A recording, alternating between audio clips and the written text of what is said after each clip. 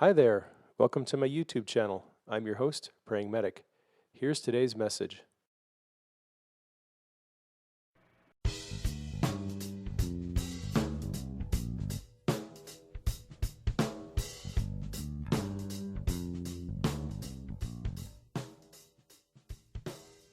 Hi, I'd like to welcome you to our show. I'm your host, Praying Medic. We're talking about life as a child of God and all things related to His kingdom. Thanks for joining us. If you're a new listener to the show, you can find articles and books and other resources on my website, www.prayingmedic.com. Now let's jump into this week's show.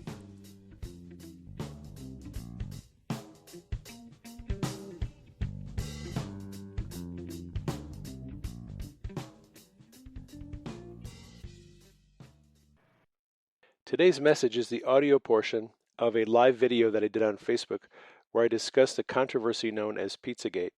You will notice at various times during the discussion where I take questions from friends on Facebook. Hey everyone, it is time for another live video, and I wish this was going to be about something fun like traveling in the spirit or healing, but tonight I'm going to be talking about the scandal known as Pizzagate. I want to share some thoughts, some insights on this very controversial subject. I'd like to answer questions that people have about Pizzagate. If you are a skeptic about the validity of Pizzagate, I would ask you to tune in and listen to my thoughts. I'm not trying to convince anyone that this is real. I do feel like I have an assignment from God to get my friends to pray in general to expose child trafficking and other crimes that are being committed related to Pizzagate or not. So as some of you know, over the last month, I think I had my first discussion question on Facebook on this about 3 weeks ago. And I was asking if people had been having dreams or visions or prophetic revelation about child sex trafficking or kidnapping. And I had begun to have some dreams at that point. And a lot of my friends ended up saying, yeah, we've been having dreams about this, having dreams about kidnapping, having dreams about child sex trafficking. I always ask these discussion questions because I want to make sure this isn't just me being weird or having some crazy ideas. Now, a lot of you who know me, I've had a lot of dreams about Donald Trump leading up to the election. I've been praying for you guys to have dreams about Donald Trump. And we all know hundreds of people, probably thousands, who've had dreams about Trump prior to the election. I got a private message from a friend who had a Trump dream after the election. And it was typical of a lot of the dreams that people have. He was portrayed in a way very different from how he seems in the natural. So up until the election, I was having a lot of Trump dreams. And then right after the election, I started having these dreams about pedophiles and sex trafficking. None of this was on my radar at all. I had no awareness. I'm not a conspiracy theorist. I don't have the headspace and the time to go chasing down rabbit trails. It's a shame that we have our focus on Pizzagate. It takes away from the greater picture that is this epidemic among rich and powerful worldwide. Mark, okay, so yes, my discussion about this thing tonight is not really about Pizzagate. It's not about, sorry about that, I just got an Amber Alert on my phone. Mark, this discussion is not primarily about the pizza restaurants and all that. Everyone else has covered that stuff ad nauseum. I don't really want to talk about that very much. There is a much bigger thing going on. There are global things going on, and that's what I'm going to talk about tonight. So yeah, I appreciate your concern. I don't like the way that Pizzagate has been covered so far. I'm from either side, from the skeptics and from the believers. I think a lot of the coverage has been unprofessional, but you have unprofessional people doing the reporting. I mean, the mainstream media isn't getting involved in this. So you have all these amateur investigators out on 4chan and Reddit doing this stuff, and they don't know anything about reporting. So they're trying to do a good job doing YouTube videos. I haven't been terribly impressed with what I've seen so far. So what I'm going to try to do tonight is present some of the information surrounding Pizzagate itself, and then make some connections to some other things, and I'd like to answer some questions. Since the election, I have been studying this whole thing day and night. I get up in the morning, I go to bed at night, and I'm investigating and studying and reading and watching videos nonstop. It's all I've been doing for a month. I have tons and tons of information. I have changed my mind and changed my view on a few things. I've had to take some things off of Twitter that I posted because I had made some assumptions that were incorrect, like a lot of people. So I'm going to try as much as I can not to give you fake news, but to give you some understanding of what's going on here. Now, let me catch up with questions. Amber Alert was prophetic. Yeah, it probably was. One big question people have is, if this scandal involving child porn and pedophilia in these pizza restaurants in D.C. and people in the government are real, why have there been no police investigations and why have there been no arrests? Straightforward question. If this stuff is legit, then why aren't the police doing anything about it? And if the police aren't doing anything about it, then why do these conspiracy theorists think it's real? All right, so that's a question that people have. So I'd like to answer that question if I could right away. After the arrest of Anthony Weiner, he was arrested over a month ago, it was before the election, in connection to basically sending sex messages to an underage girl. I think she was 15 years old. He had been he'd basically been under surveillance by the cops for a long time, and he had been picked up for this previously. And they went and they arrested him, and in the arrest, they confiscated his laptop computer. Now, Anthony Weiner is married to Huma Abedin, and Huma Abedin is Hillary Clinton's basically best friend, confidant, personal secretary, assistant. So Huma Abedin and Weiner have been having relationship problems. They're kind of separated, I think. But they shared an apartment, and they shared computers.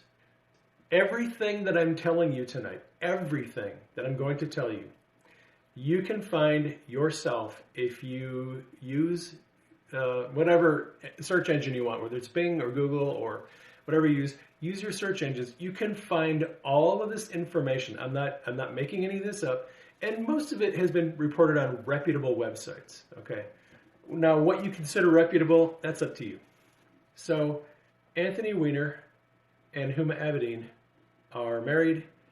Huma Abedin was taking her emails that she got from Hillary Clinton and from all the people that she worked with, and she was opening them up on her Yahoo Mail because it was easier to print them out that way. So she was opening emails, some of which were classified, and printing them out at home, and evidently her emails got synced over to Anthony Weiner's laptop. And when Anthony Weiner got arrested, the New York Police Department ended up with his laptop, his hard drive. They started looking at all the files, and they realized, wow, we have some incriminating evidence here. Lots and lots of incriminating evidence. So, according to many sources, now you can look this up on Breitbart, Charisma News had an article on it, many different news sources said, New York Police Department was ready to make arrests, and they were ready to call a press conference. And we were all waiting for it to happen. This was before the election. This was probably last week of October. They made this announcement that they were gonna make arrests, they were gonna indict people, and they were going to call a press conference and give all the information that they had. That never happened. Okay, it didn't happen because there is a very sensitive situation involving the people that are going to be implicated by the information on his laptop. So New York PD had the laptop, kept a copy of it, sent it to FBI. FBI has a copy of it. James Comey, head of the FBI, they go through, they're digging through. One of the big questions is there evidence there that is going to help indict Hillary Clinton concerning her email scandal? And that's another issue. But as we all know, Comey ended up not indicting. Now, the case had been open, it had been closed, gets the emails, opens the case for about 8 or 9 days, and then right before the election, boom, closes the case again. So they're not going to indict. But NYPD has already said they have all the evidence they need to make arrests and indict people. And so there are some things going on.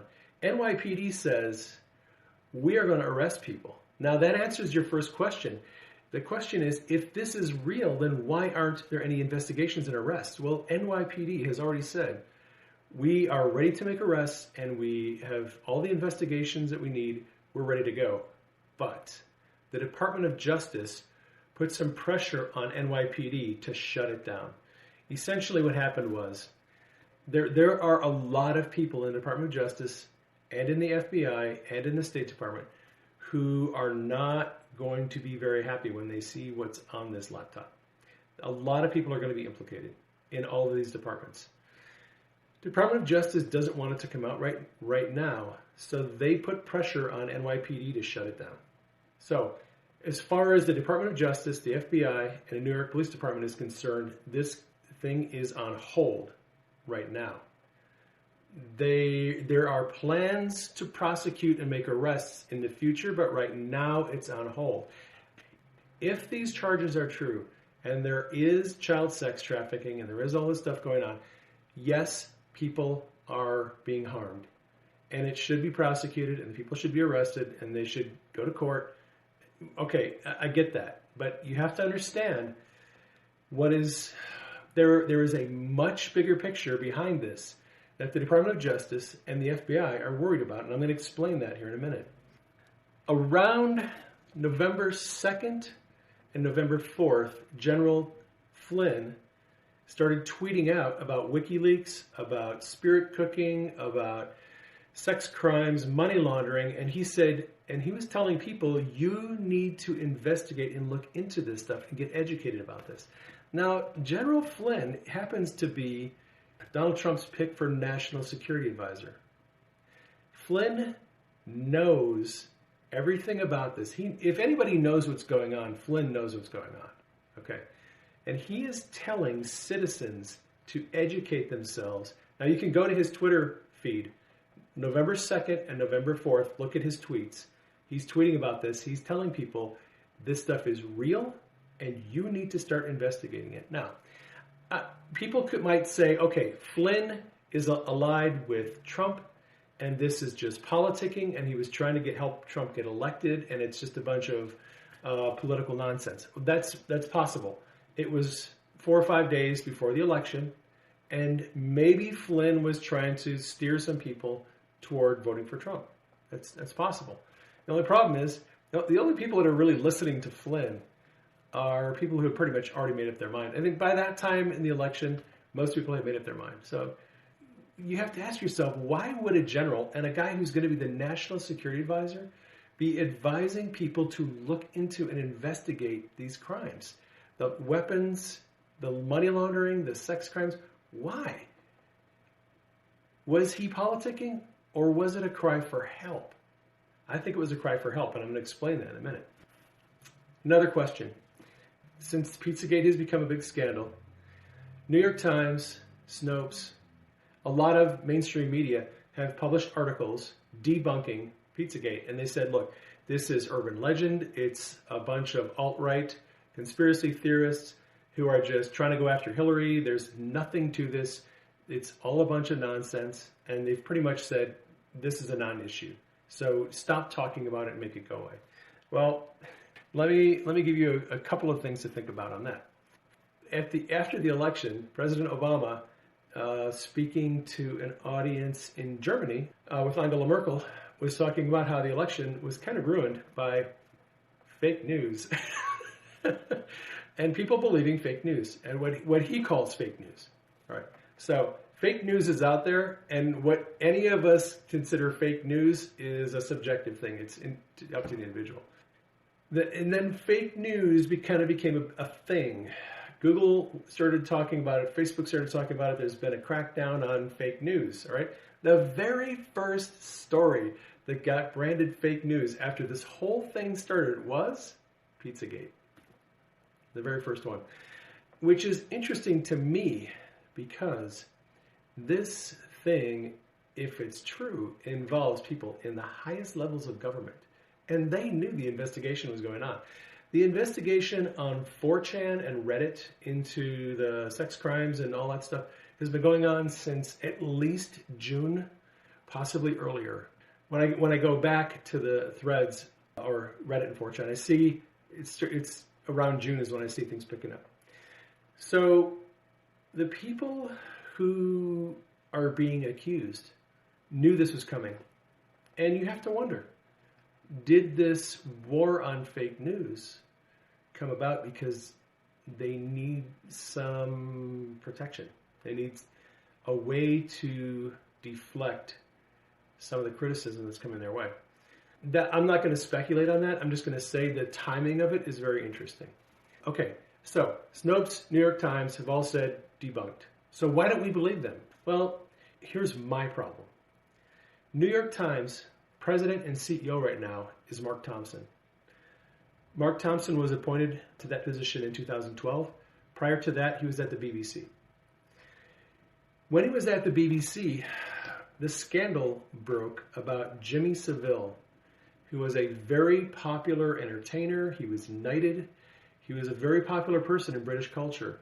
But then they found out he was a pedophile, and he had raped hundreds of children during his lifetime. Now, people inside BBC had been talking about that for years. People who were there said, Thompson knew about this. He was there. He was the one who had the authority to tell people either investigate this or not. And it never got investigated. To this day, Thompson says he knew nothing about Jimmy Savile and his pedophile activity. But other people who worked at the BBC said, no, he did know about it and he covered it up.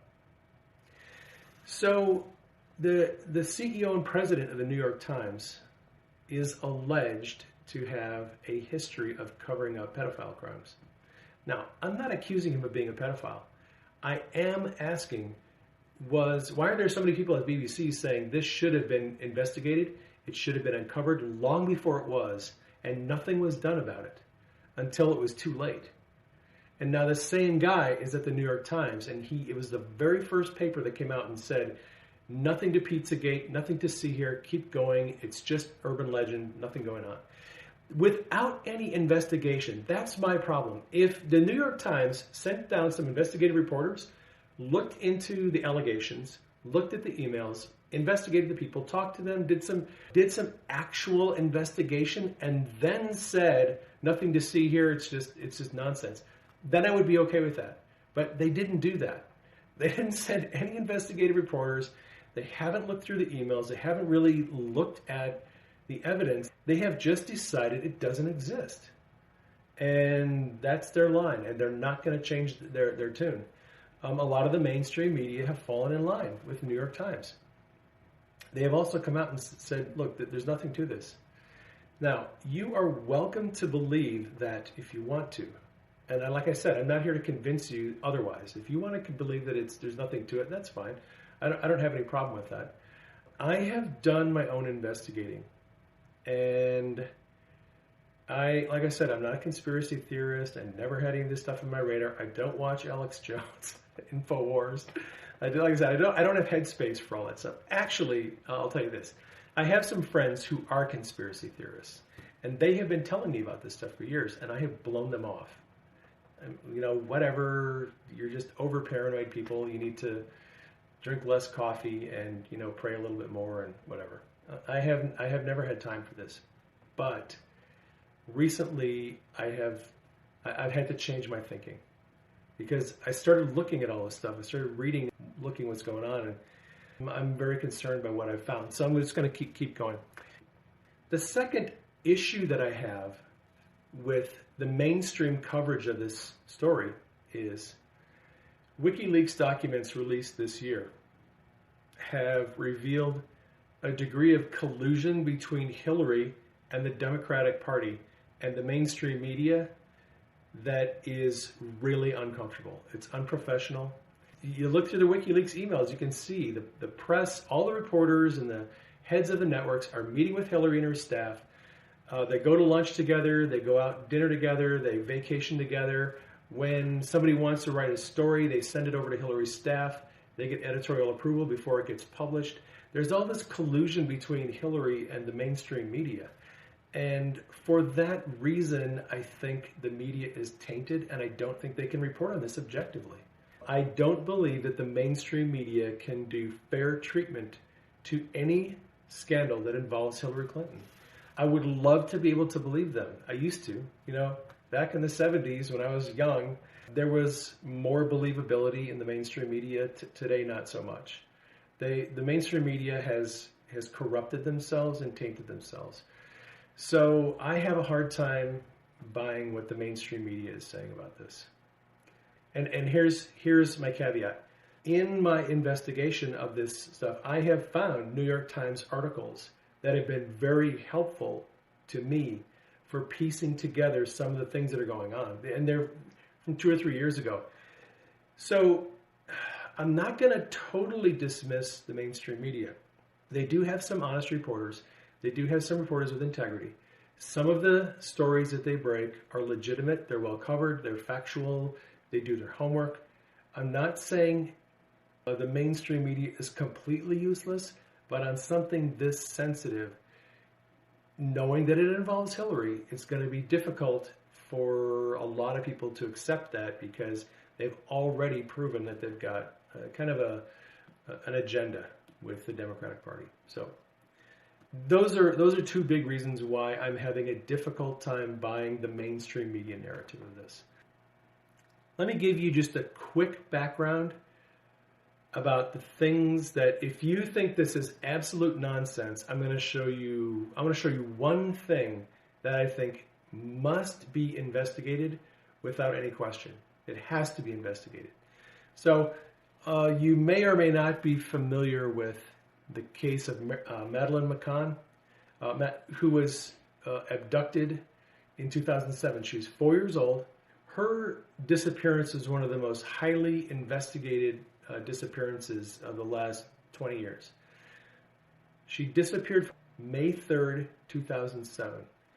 Lots of leads, lots of people interrogated. Her parents were suspects for a while. They eventually ruled out her parents as suspects. They ruled out a lot of people who had good alibis, and they just figured it wasn't these people, it's somebody else.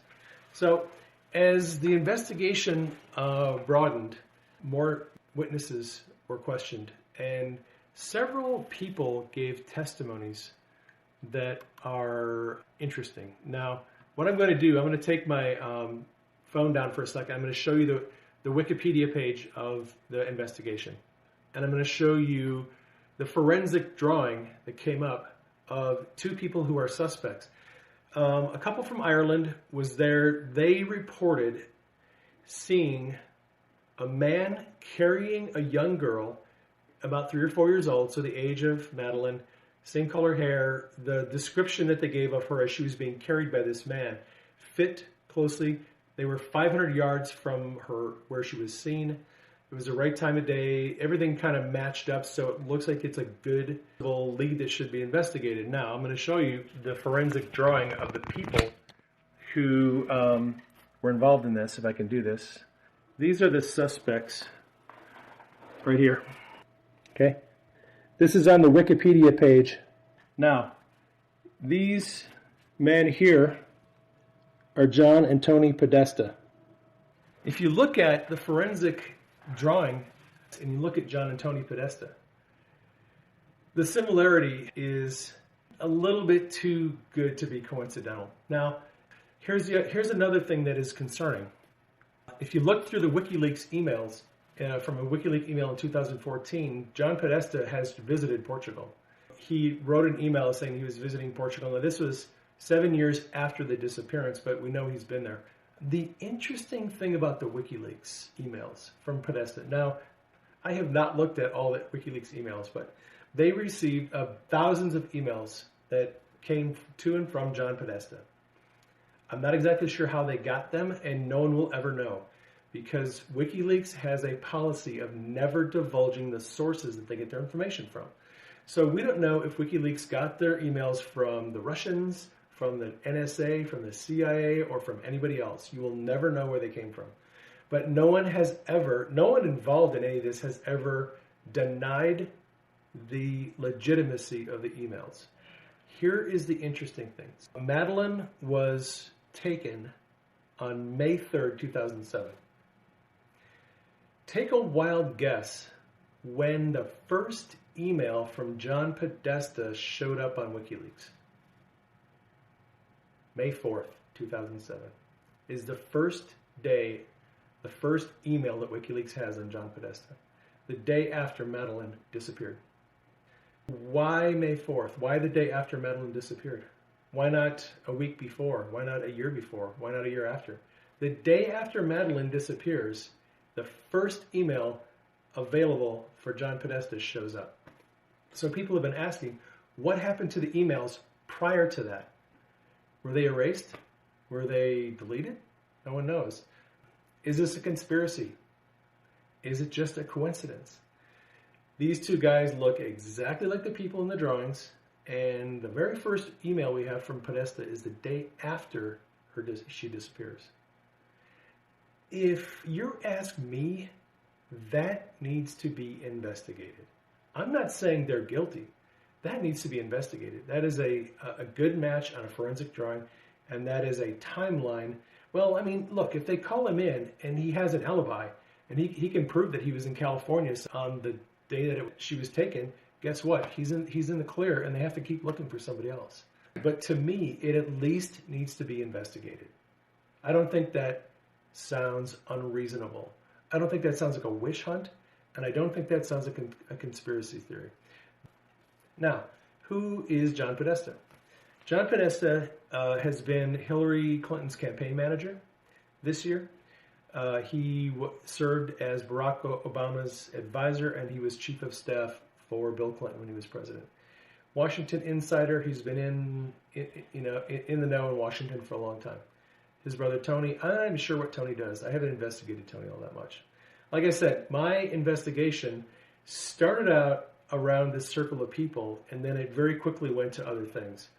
So if you start looking through the emails, you begin noticing all these words and phrases that come up that seem to be out of context.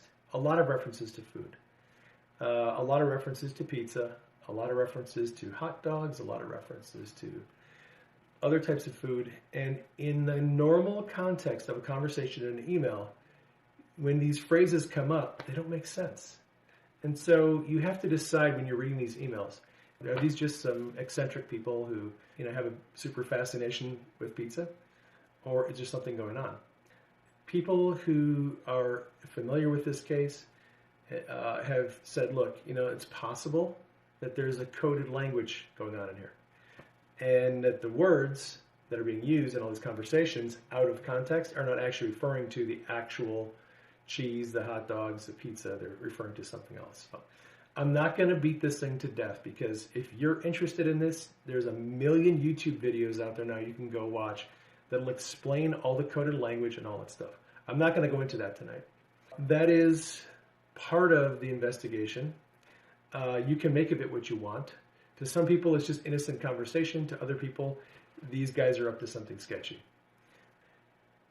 The circle starts to widen when you look at the emails that came from John Podesta to and from. There are emails to a woman named Marina Abramovic, who has a reference to spirit cooking. Now, that came out a couple of weeks before the election. And you look into spirit cooking, go on Google, research it, you'll find out what it's all about. That has caused people to think, wow, these people are really weird. Spirit cooking is bad juju. So there is not one thing in these emails that is really, really damaging. There's just a lot of Little things that make you go, what is that all about? What are these people doing? What's, you know, there's enough sketchy, weird, strange things going on that have given people some reason to want to know what's going on a little bit more. And as General Flynn said, you guys need to be investigating because it's very big. So I'm going to transition now into a discussion that I ran across a while ago, and it's from 4chan, which is a bulletin board service. If you're not used to the bulletin board services and all that stuff, you probably have no idea what I'm talking about. But there's these bulletin board services that people can go on. They can talk about stuff. Basically, you're anonymous. You log in with an anonymous profile. They don't require an email. They don't require any verification. Okay. So a lot of very interesting things get discussed on these bulletin board services. And this particular investigation was being talked about on 4chan. In July, a guy shows up on 4chan who presents himself as an FBI agent who needs help. The FBI monitors Reddit. They monitor 4chan. They monitor all these internet boards where all these conversations are going on because they're curious. They want to know what's going on. But this particular agent wanted to help the investigators. So I'm going to give you some of the question and answer. He got on there and said, I'm a person who is very familiar with Hillary Clinton and the thing you guys are investigating. I can give you answers, I can answer questions, and I can give you tips. There are 3 different threads that I'm aware of where he popped on the threads at different times from July through probably October, I think.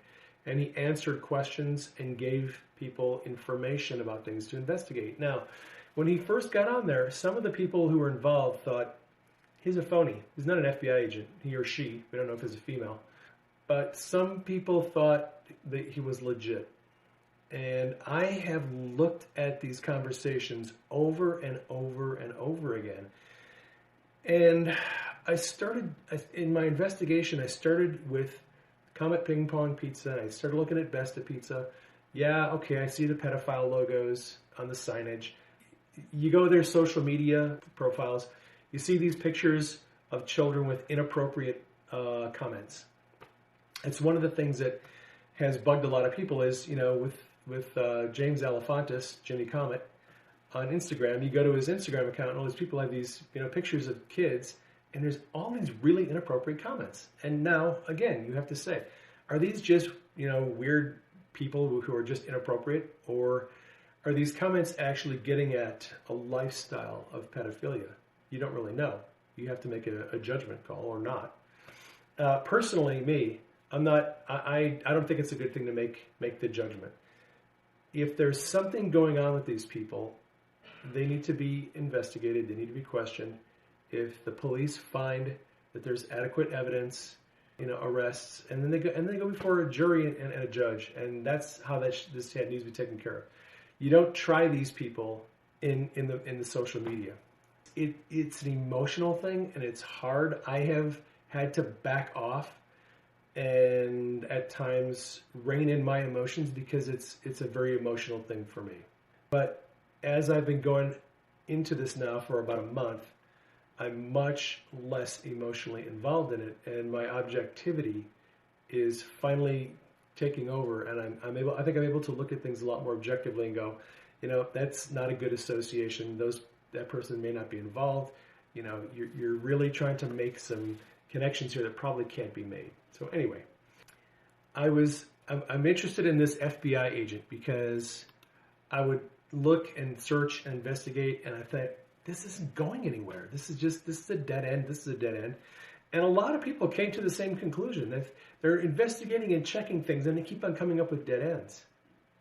So then they had to go back to what the FBI agent was telling them. They started looking into what the FBI agent said, and then everything started to click. You see, it's much larger than people realized. People wanted to focus this in on a couple of pizza joints and a couple of politicians who have a pedophile ring. That should not be the focus of this thing.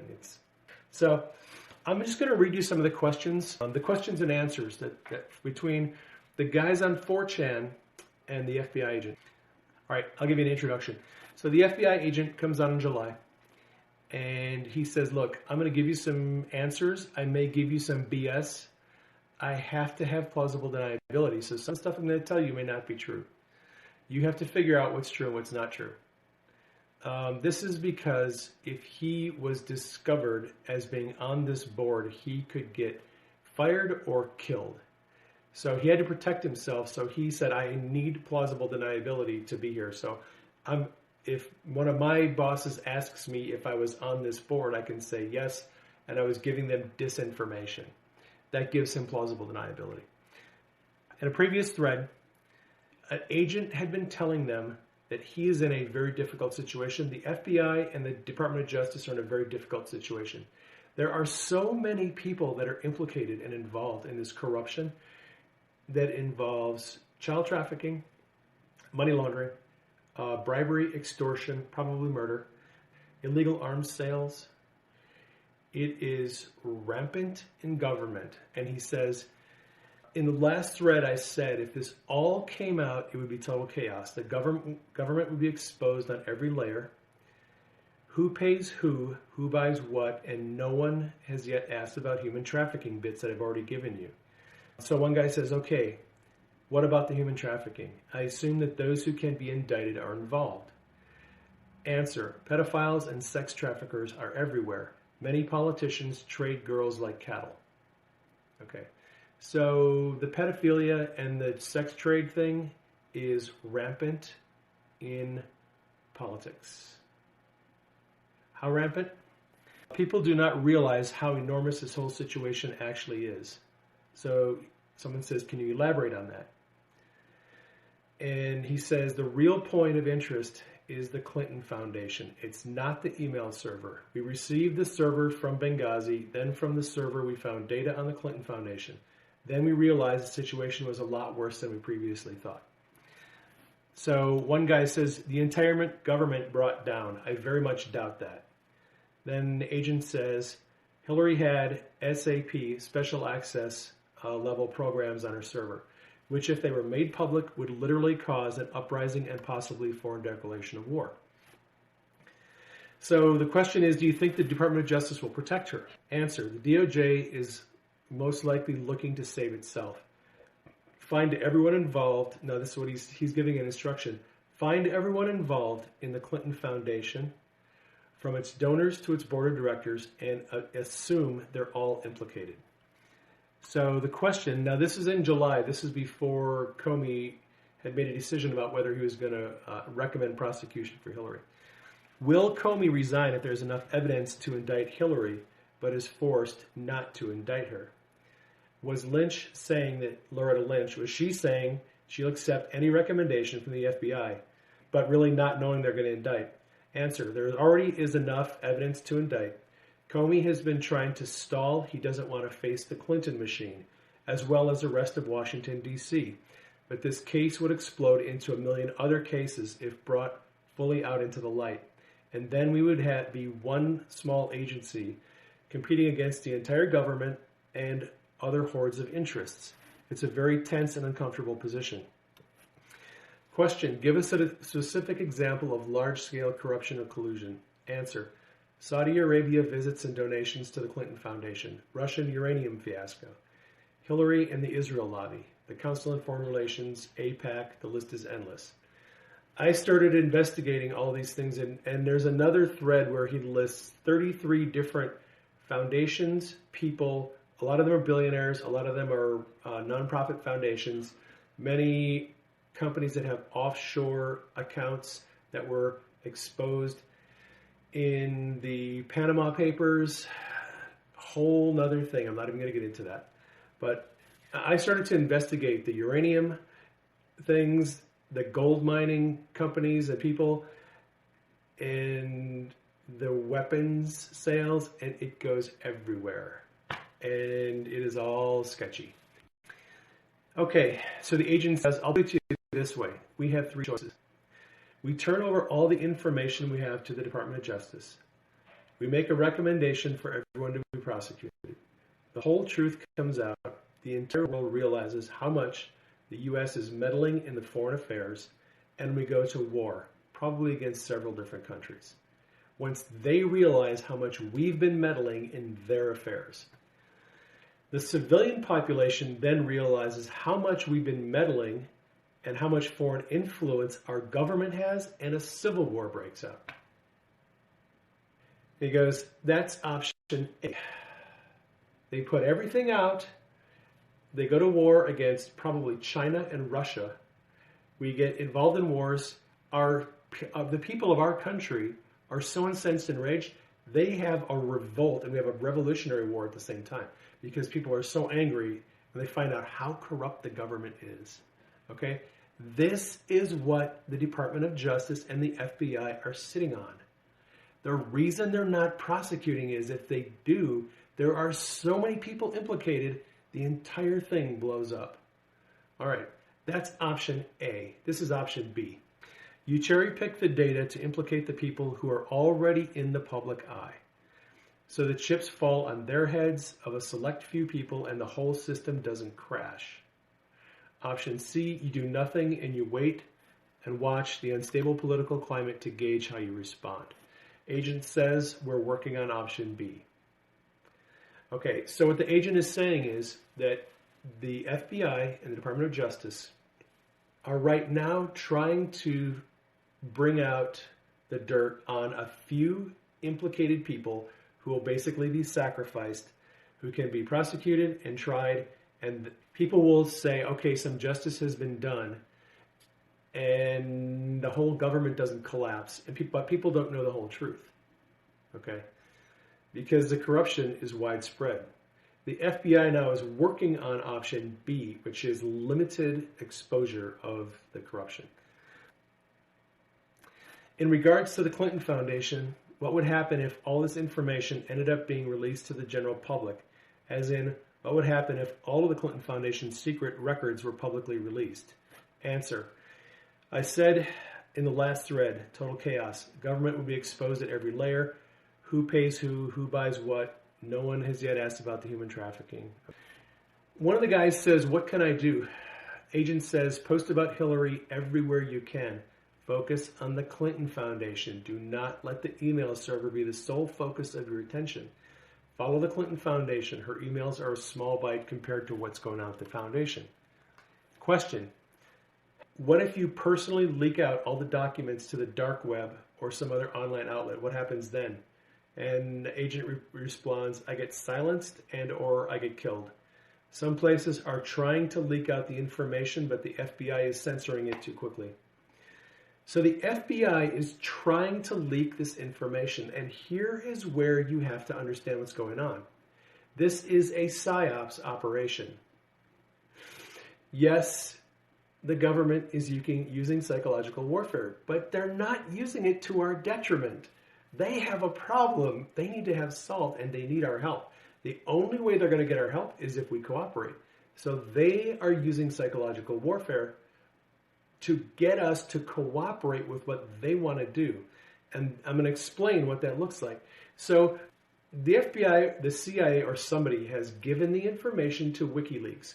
WikiLeaks has put it out a little bit at a time, a little here, a little there, leading up to the election, because they didn't want Hillary to get elected. They wanted Trump to get elected. And the reason is because they knew if Hillary got in, this was never going to go away. It would only get worse. They were hoping that if Trump got in, some of this stuff would get prosecuted. And that's what the FBI and DOJ want. They want this to be prosecuted. And they were betting there's only way this is going to happen is if Trump gets elected. You have to get rid of the old guard at the Department of Justice. You need a new attorney general. You need to clean house if this is ever going to be prosecuted. So the FBI and the CIA and all the intelligence community, they're leaking this information to us a little at a time to recruit our help. That's why General Flynn told people, you guys need to investigate this stuff. You need to look into it. Here's why. They do not want a civil war. They don't want the people to go to Washington and burn down Washington, D.C. Okay? You remember when John Paul Jackson was having those newspaper headline dreams where the Lord was showing him newspaper headlines one after another for a period of time. He gave this prophetic word like 4 or 5 years ago. One of the newspaper headlines was, "Resignation fever hits Washington." Think about that. If the Department of Justice starts to prosecute people who are implicated in all of this corruption, and they prosecute more people and more people and more people, pretty soon the people who are guilty know their number is coming. They're going to be prosecuted eventually. Those people resign before they get prosecuted. And I think the prophetic word from John Paul Jackson about resignation fever may have something to do with this. If this stuff comes out, starts to get prosecuted, there's going to be a lot of rats fleeing the ship in Washington, D.C. before they get prosecuted. I think that's something that you're going to see. I think it's certainly something we need to pray into. What's better, for corrupt politicians to be prosecuted or for them to resign and go away? I don't know. I would ask the Lord how to pray into that. That's one thing people should be praying about. So I'm going to continue going on here. What would the countries that would be named in the documentation, if it was released, would they declare if there was a large change in government? Answer, no, they would declare war because all our secret operations in their countries would be exposed. So what the FBI agent is saying, it's not that other nations would declare war on us because they want to destroy our government. It's because we have destroyed their government and we have meddled in their affairs. That's why they would declare war on us, in this guy's opinion. And this guy is a high-level analyst. I forgot to tell you, he says he's a high-level analyst he used to work in PSYOPs, but he doesn't anymore. He's in, I forget the department that he works in, but he's pretty well connected. So here's a question. We may have war, but it won't be the end of the world. Answer, revolutions are much longer and more violent than you think. And if a civil war breaks out, foreign powers will immediately get involved, prolonging any conflict. And he says, if we get to have a civil war, he can pretty much guarantee us China and Russia would get involved. Now, I want to tell you, last year I had a dream where I saw Russian, French, I don't know if it was French. There were 3 nations that had airplanes that were bombing the west coast of America, California and Oregon. They were making bombing runs and they were bombing our country. Anytime a civil war happens in a nation, look at what happens in civil wars around the world. Whenever a civil war happens in a nation, other nations come in, the UN sends in peacekeeping forces, and other nations come in because they want to be on the side that's going to win. Somebody's going to win the civil war, and Russia and China come in to protect their own interests. They join the side that they perceive to be the winning side to try to put down the side that's going to lose, get the war over with, and then they can be on the side that wins. Here's the question for the agent. Is the government really trying to disarm the citizens in the event that the poo hits the fan? It's not actually what he said. There's a lot of profanity, but I cleaned it up. Yes, the agent says, the government is terrified to do anything out of fear of revolution. The agent then makes reference to false flags over the last year or two that have been designed to give an opportunity for the government to talk about restricting gun rights. The government is freaking out about the fact that we are a well-armed group of citizens. They know that all these people who have guns could march on Washington and wipe them out. In nations in Europe where citizens are not allowed to have guns, the government doesn't fear the people all that much because they don't have weapons. But in America, a lot of us have weapons, especially here in Arizona. You don't even need a concealed weapons permit to concealed carry in Arizona. Texas, a lot of places on the West, a lot of people carry guns. And the federal government is freaking out because they are worried that if this corruption comes out, people are going to storm Washington, kill all the politicians, and take over. And then we have anarchy, and that's not a good thing. So, is this getting a little too far down the conspiracy rabbit trail? Because if it is, I don't know. I need a drink of coffee, so hang on. The government is not going to disarm America. It's never going to happen. I'm not afraid of it. I don't have the conspiracy things. I don't like the fact that the government has been trying to erode the Second Amendment, but I don't think they're ever going to be able to do it. You know, I know people who live in Canada and my Aussie friends and all my friends in, Europe. You think we Yankees are crazy for hanging on to our guns? Just give them up. You don't need the guns. I get it. You have not lived in a country where you've been able to own guns. And Americans just like their guns. I was a pacifist for many years. I used to be a Democrat. I was very liberal. I was raised that way. Over the years, the Lord has changed my mind on a lot of things. That's all I'm going to say. The FBI agent says that the government is afraid of revolution, civil war, and that whole thing, just the instability of it all is they're freaked out. The FBI and the CIA and the Department of Justice, they are in panic mode, and they are using their best weapons, which is right now is psychological warfare. They're giving us information, and they're training us, and they're encouraging us to partner with them to make sure this stuff gets prosecuted, but that it doesn't destroy the country in the process. What fears would need to be resolved in order for the FBI to be willing to go nuclear on this Hillary and Clinton Foundation? Unfortunately, the guy asking this question has not yet figured out the FBI doesn't prosecute. FBI, they're cops. They investigate, they gather evidence, they recommend prosecution to the Department of Justice. Department of Justice is a bunch of attorneys. They're the ones who prosecute. So some of these questions in the threads that you'll see, the people don't get it. They haven't quite figured out who's who. FBI does not prosecute. FBI investigates and makes arrests. They recommend prosecution to the Department of Justice. DOJ does the prosecution. All right. Anyway, question's been asked. I'll ask the question again. What fears would need to be resolved in order for the FBI to go nuclear on Hillary and the Clinton Foundation? Answer. It would be like launching a nuke at New York City. We would hit the target, but then we would be at war with the entire U.S. The FBI would be facing the entire federal government in this case. And that is why we're being so quiet. Because if the FBI has to recommend prosecution, they're going after Homeland Security, they're going after Department of Defense, they're going after every federal agency. They're going to implicate everybody. And there's going to be, then you have, like he says, the FBI goes up against the entire government and has to recommend prosecution for all these different branches for their corruption.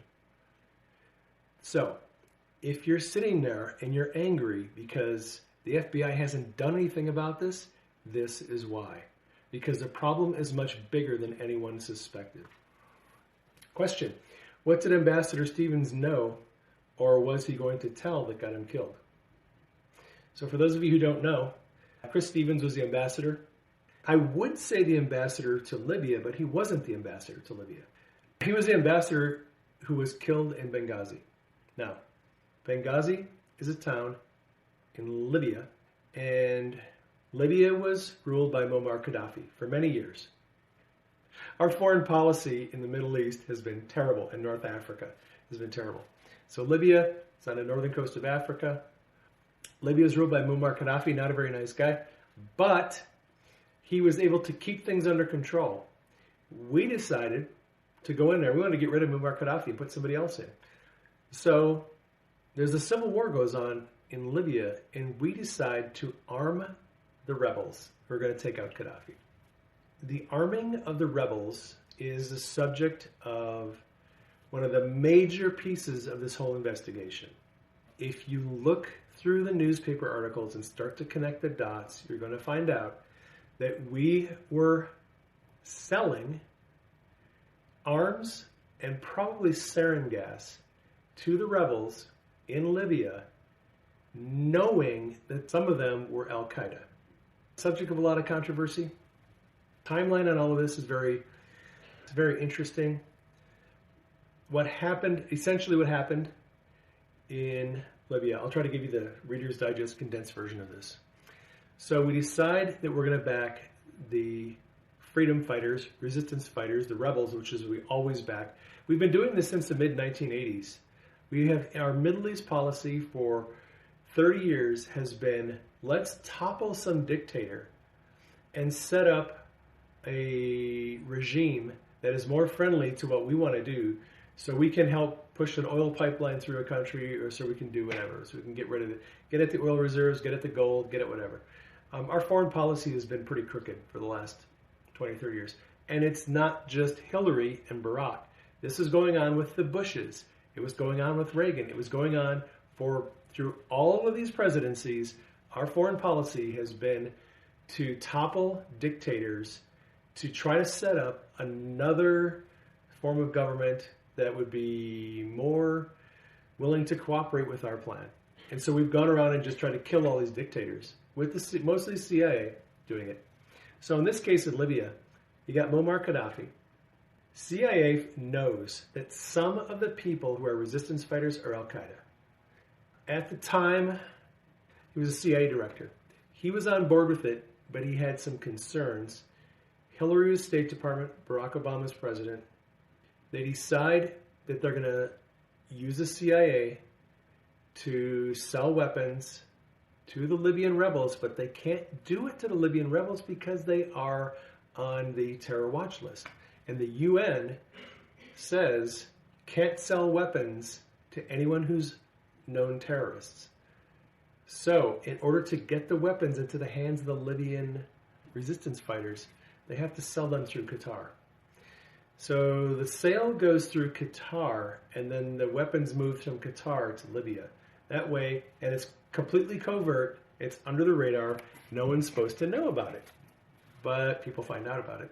And also, in the middle of this whole thing, there was a change of CIA leadership. David Petraeus came on as leader of the CIA in the middle of this operation. Petraeus had concerns about arming the Libyan rebels with Stinger missiles, because he knew damn well if those things got in the hands of Al-Qaeda, they're going to start taking down our planes, they're going to start taking down civilian planes. He did not want this deal to go through, certainly not through the CIA. So, I'm going to tell you the bombshell here, just when you thought there were no more bombshells, right? It looks like if you do enough searching, research, and piece this information together, and there's a lot of people who have written reliable articles on this, it looks as if the State Department itself decide to broker the deal for the arms to go into Qatar to be given to the Libyan rebels. Completely not circumventing the CIA, but Petraeus didn't want the CIA to be the one responsible for it. So Hillary said, fine, we're the State Department, we'll do it. Now, Chris Stevens was the ambassador to Benghazi, but he wasn't the ambassador. Chris Stevens was a liaison to the resistance fighters. That's all he was. When Chris Stevens landed in Libya, he was assigned as a liaison between the resistance fighters and the State Department. He was coordinating this weapons exchange. And he got promoted to ambassador, and they rented a space in Benghazi as an embassy, temporary embassy. A lot of people who know about the Benghazi story think, okay, we have an embassy in Benghazi. We didn't have an embassy in Benghazi until right before it got burned up and the guys got killed. Our embassy is in Tripoli. All of our official State Department actions go through the embassy in Tripoli, not Benghazi. They set up the Benghazi embassy purely to oversee the arming and training of the resistance fighters who were going to take down Gaddafi. Here's what happened. So we sell a bunch of arms. They go to Qatar. They come into Libya. As soon as the weapons hit the ground in Libya, half of the weapons went one direction and half went the other way. Resistance fighters got some, Al-Qaeda got the other half, and Ambassador Stevens had to go in and buy back and get back the Stinger missiles and the weapons that were now in the hands of Al-Qaeda. That is what the Benghazi story is all about. We had to get back as much as we could of the weapons that went into the hands of Al-Qaeda. And here is a huge problem for Hillary and Barack. If this stuff gets prosecuted, this is what they're going to charge them with. It was illegal to sell weapons to known Al-Qaeda operatives. And that looks like that happened. They armed terrorists, illegal arms sales. Those crimes are actually treason.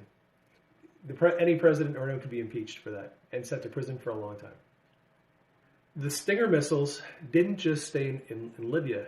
They went to Syria quickly, and they ended up in Afghanistan. And we know that because a Chinook helicopter got hit with a Stinger missile, but the doofus missile operator didn't arm it before he fired it. So it hit the helicopter but didn't explode. Helicopter lands safely. They do an investigation. They find the serial number of the missile, and they trace it back to the Stingers that ended up in Qatar. So from Qatar to Libya to Syria to Afghanistan. And they're still trying to get those Stinger missiles back. So we're going off on a rabbit trail here. You see what's going on? The FBI agent, when he came back on one of his threads, he said, look for arms sales, human trafficking. He didn't say just children, because people are trafficked too. Women, men, they're all trafficked.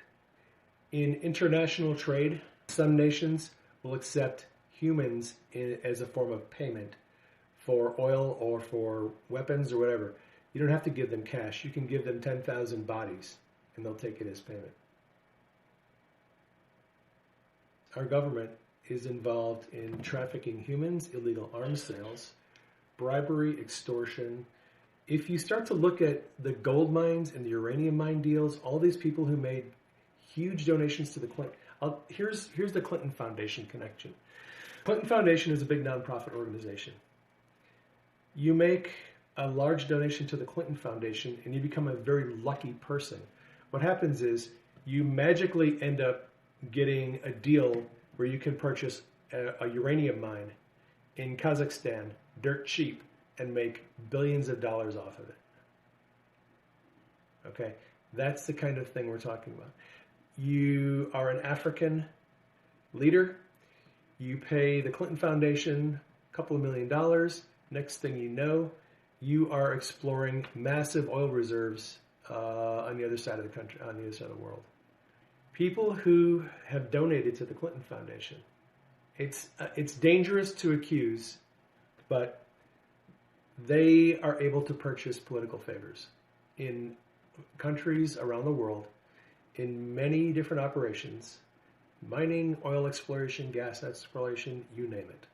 If you have a lot of money and you want to get a gold mine, an oil thing going, or you want to have some exploration or something, you pay them some money and they grease the wheels and they make it happen.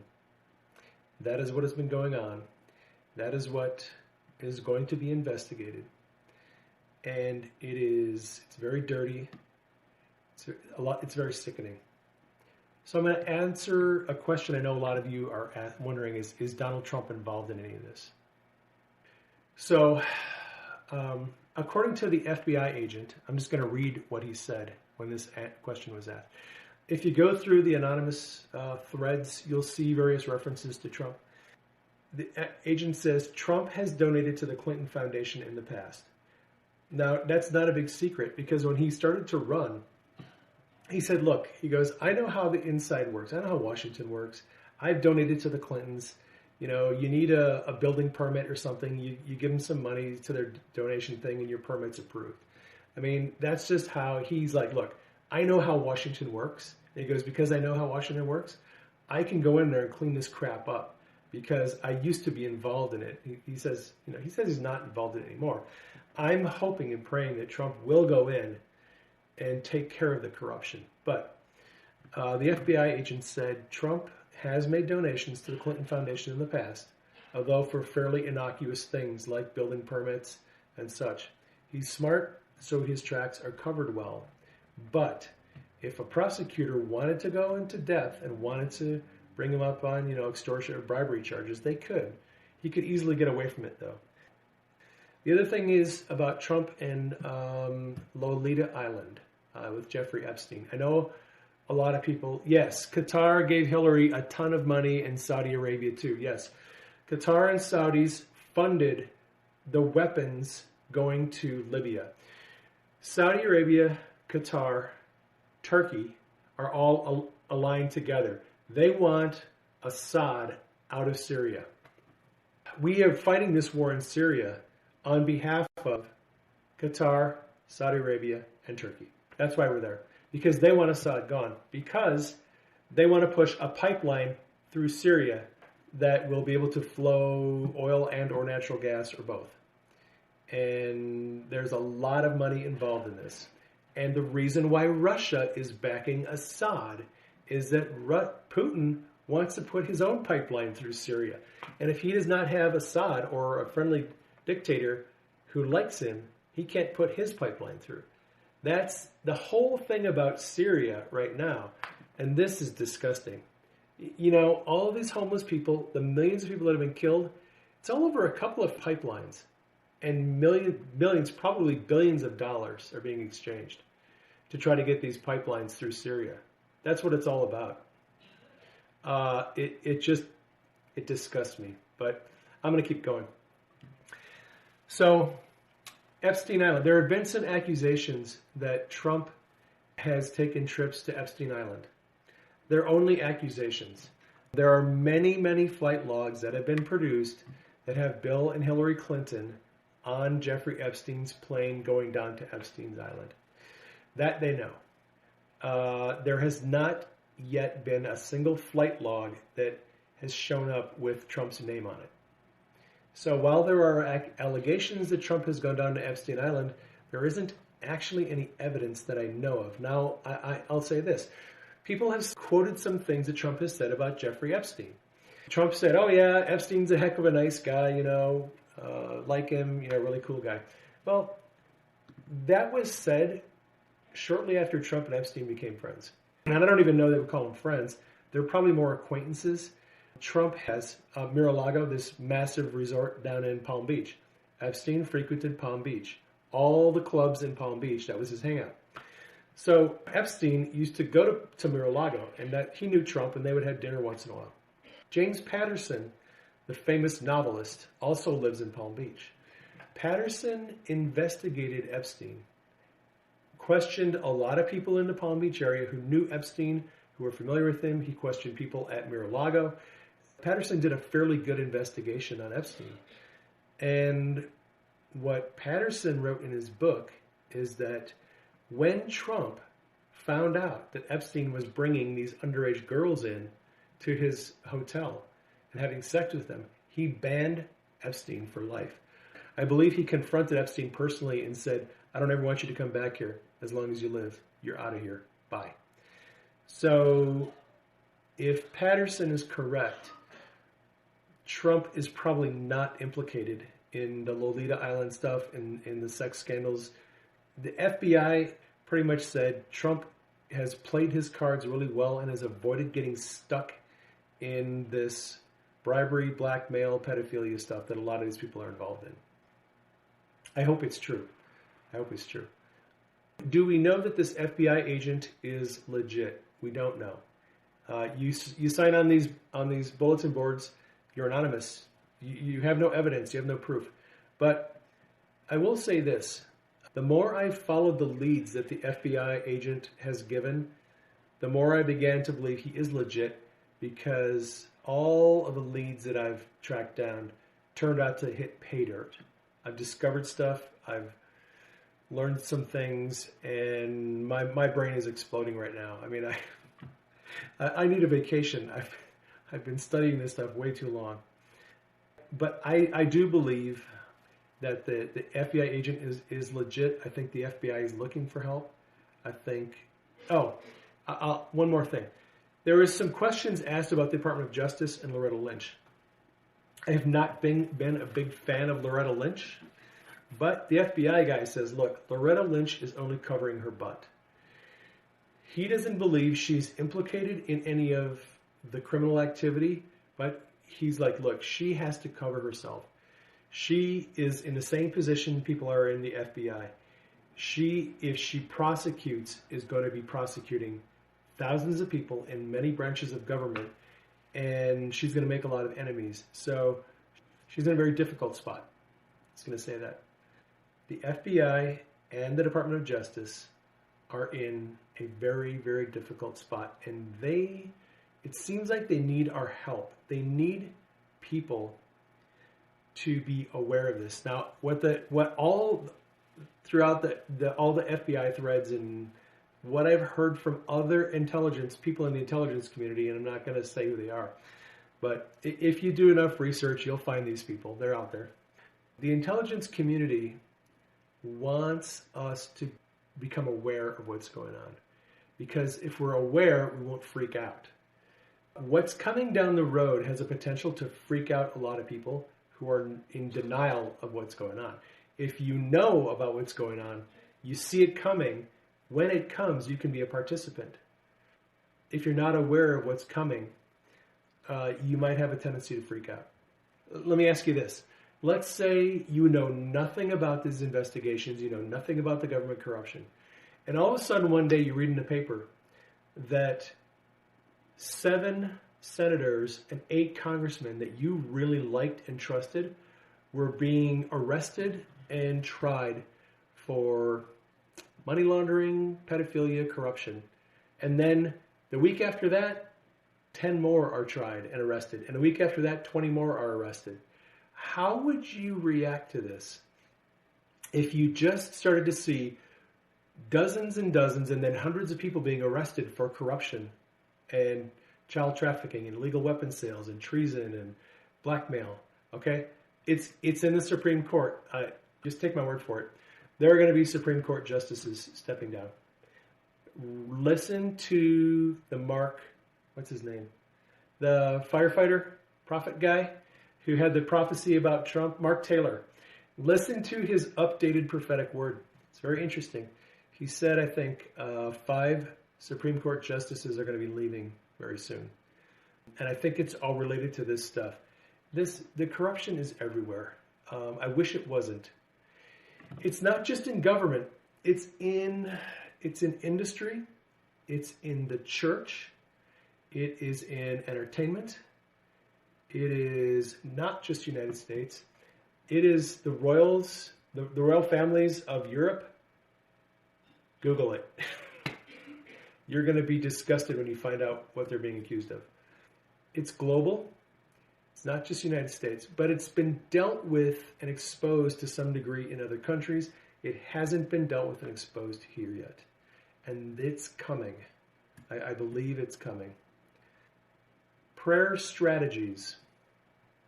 Okay, one of the things we need to be praying for, and we've been doing this all during the election, we need to pray that darkness would be uncovered, right?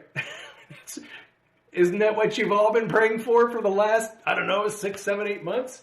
Darkness be exposed. Darkness being uncovered. Guess what? It's happening. There's a lot more darkness than anyone wanted to admit. It's rampant. It's a way of life, unfortunately, in politics. A lot of politicians, unfortunately, will get trapped into this lifestyle. A lot of these people who are pedophiles, they trap you. They get some dirt on you, whether it's an illicit affair, pedophilia, drug use, some criminal activity. They find out what your weakness is, and they get you to engage in it. They get it on tape, they get it on video, they get some evidence, and then they use that to blackmail you the rest of your life. The way that power has been used in governments for a long time is the people who want the power get dirt on the people they want to control, and once they have the dirt on you, they can control you the rest of your life because they can always threaten to expose you if they want. So, prayer strategy is expose the darkness. So, people have been asking me, should we go to the courts of heaven? All right. Courts of heaven may be in play for this stuff, but not the court of accusation, and here's why. court of accusation deals with individuals. I think if we're going to take this to heaven, to the courts and councils of heaven, we're probably looking at the divine council. So, how do you discern between right-wing trash news outlets, the hype that things up? How are we to be investigating the reliability of the sources, documents? Yeah, I know. It's hard. I'm not going to lie. There's a lot of garbage on the right, and there's a lot of garbage on the left. It's difficult. You have to. What I've been doing is I've been asking the Lord, what should I be investigating? So for the first week, He had me investigating the pedophilia stuff, and then the next week, He had me investigating. I think I switched to the money laundering. And then this week I've been investigating arms sales and different things. The Lord has been instructing me through dreams. He's been showing me, okay, you learned about this, you learned about that, now I want you to do this. A couple of days He just wanted me on Twitter, just tweeting the heck out of whatever I found. So I have been asking the Lord for strategies about what to investigate, what websites to look at, what stuff to not focus on, because after you focus on something a little too long, it'll start to wear on you. And I'm glad I got away from the pedophile stuff because it's depressing. So, Divine Counsel. All right. The Divine Counsel, I wrote about it, it's the last chapter in my book on traveling in the Spirit. I've actually had 2 or 3 testimonies now from people who've been to the Divine Counsel. The Divine Council is a place where saints like you and me, and saints who are in eternity, and Jesus, and the angels, and sometimes fallen angels, meet for deliberations to discuss what's going to happen among the nations. Now, this is exactly the kind of thing that could be taken before the Divine Council for a submission. You can submit. You can write out a submission, and you can, first of all, if you're going to go to the Divine Council, you want to learn about it a little bit. Mike Parsons has some good information on it. He calls it the Galactic Council. I call it the Divine Council, same thing. Mike has been there. I have not been there, but I have friends who have. Probably best to go there by invitation. So ask the Lord if you can go there. If He says you can go there, ask if you can go and watch one of the Divine Council sessions so you know what's going on. Just go there as an observer first and find out what happens. And then ask if you can come back and make a submission before the council for deliberation. Because if your submission goes before the council and they have deliberations and it's discussed, many times after that, angels will be sent down to the earth to implement the plan that comes from the Divine Council. It's very much like going to the court of accusation.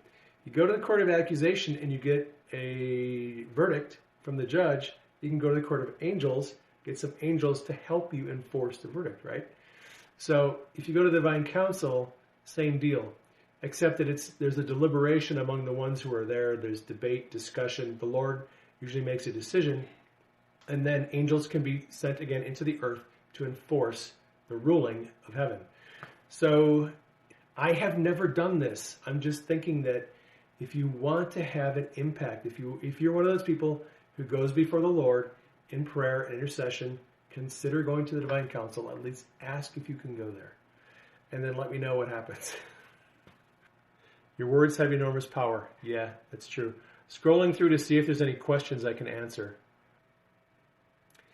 Yes, repenting on behalf of the government. So identificational repentance, repenting on behalf of the government, repenting on behalf of our leaders. Look, here's the reality. All of you people who are praying for revival, look back at the Old Testament and look at what happened to Israel when the leaders of Israel were worshiping false gods in the high places in the groves. They were sacrificing their children to Molech. They were worshiping false gods.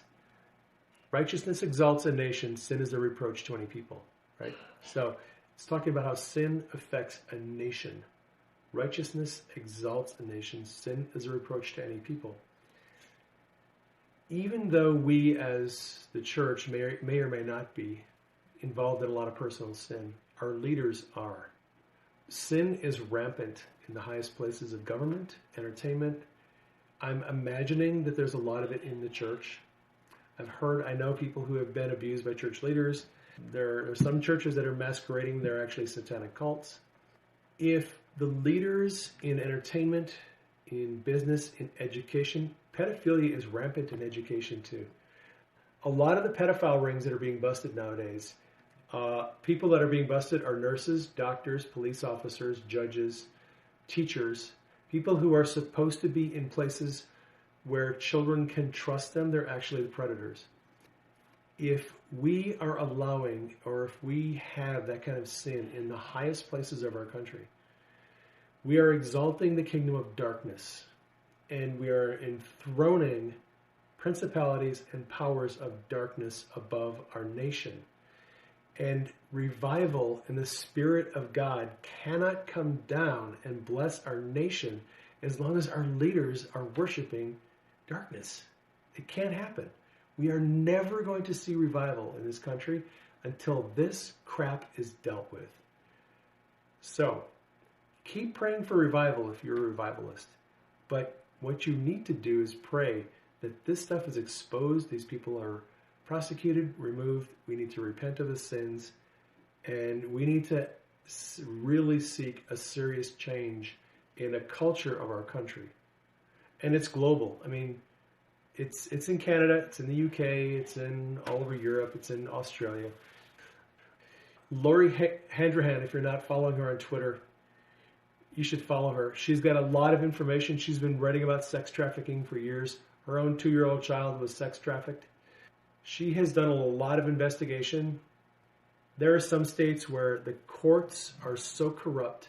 There is so much child porn being downloaded in the Department of Defense on computers.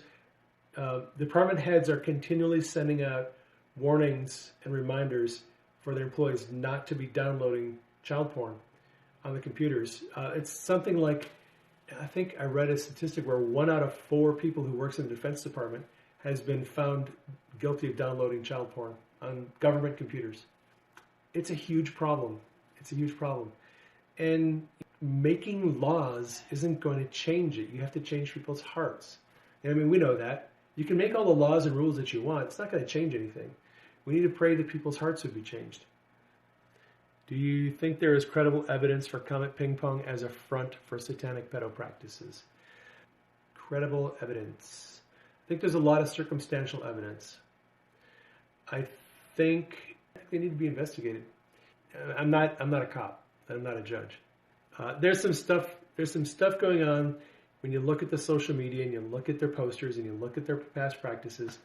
It looks concerning, especially for a place that they're a bar, they're a pizza restaurant, they have some very adult-ish entertainment, and then they have this ping pong thing with the kids. And it seems like they're trying to do a whole lot of things all at once. And I don't know if that's necessarily a good practice. How much is Soros involved in this, Deborah? You don't want to know. I didn't say this, but the FBI anonymous agent said Soros is the kingpin of all of it. It's all connected to Soros. Soros is an interesting character. He means well, like most people, but Soros has an agenda. Now, if you know anything about Soros and his history, in some countries, and particularly in Taiwan and Thailand and Cambodia and in Eastern Asia, he's considered to be an economic terrorist because he has spent many of the last 30 years trying to collapse economies. He almost collapsed Russia's economy, and he darn near collapsed Ukraine's economy.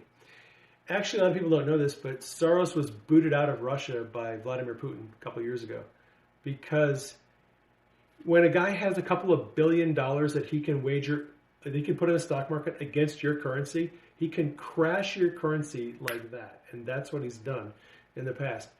Soros has an agenda. And there's 3 or 4 countries that are standing in the way of what Soros wants to do. As you know, if you watch the presidential debates, Chris Wallace asked Hillary Clinton, so what about this hemispheric, borderless continent that you were talking about? And she had to backpedal because she got caught. Hillary is a globalist. She wants one large, I don't want to say one world government, but no national governments. Removal of all national governments and all national borders. So Canada, Mexico, United States, all of South America, one big country, and Europe and Asia, one big country under all one government. That's what she wants. That's what Soros wants. Soros has been fighting that for years. Soros is behind the European Union.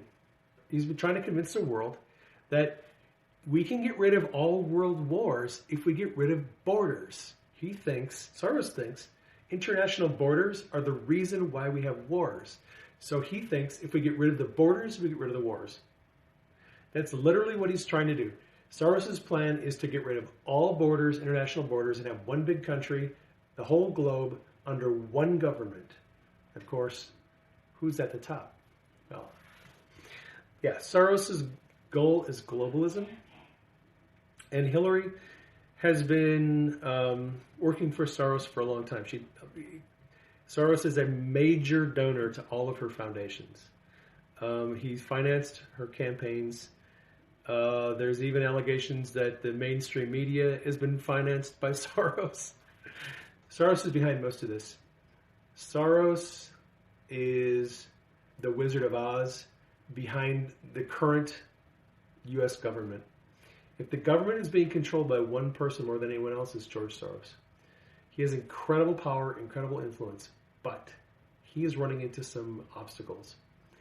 The first obstacle that popped on the radar to Soros, his plan, was Brexit.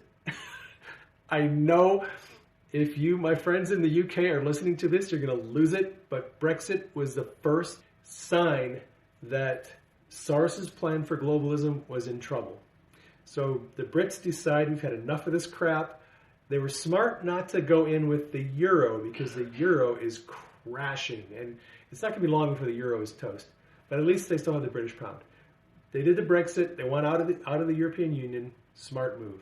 Sorry, smart move. You may be having a hard time now, but you're going to love it in a few years. Trump getting elected was the second problem for Soros because Hillary was a globalist and Trump is a nationalist, and Trump is never going to allow us to give up our national sovereignty. It's not going to happen. Now, Italy comes along, and Italy's referendum failed this weekend. So, and Italy's referendum was a referendum to give a lot of power to a centralized government, which could then be handed over to the European Union. Because the agenda in Europe is to get nations to hand over their national sovereignty to the European Union so that there's more and more nations that are basically giving up their national sovereignty. Well, Italy failed the referendum, and now Italy's prime minister is stepping down because he is not going to keep going as long as his plan for globalism isn't going to happen. Here is the biggest problem for Soros right now, Vladimir Putin. Vladimir Putin is a strong nationalist. What Vladimir Putin really wants, he wants Ukraine back, and he wants people to leave him the hell alone. That's all he wants.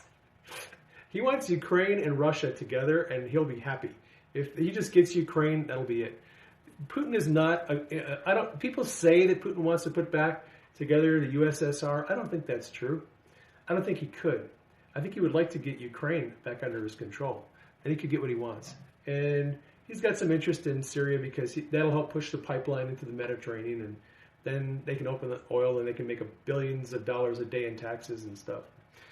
But Putin stands in the way of Soros's plan for globalization because he has to, if he's going to get Asia, he has to get Russia and Ukraine.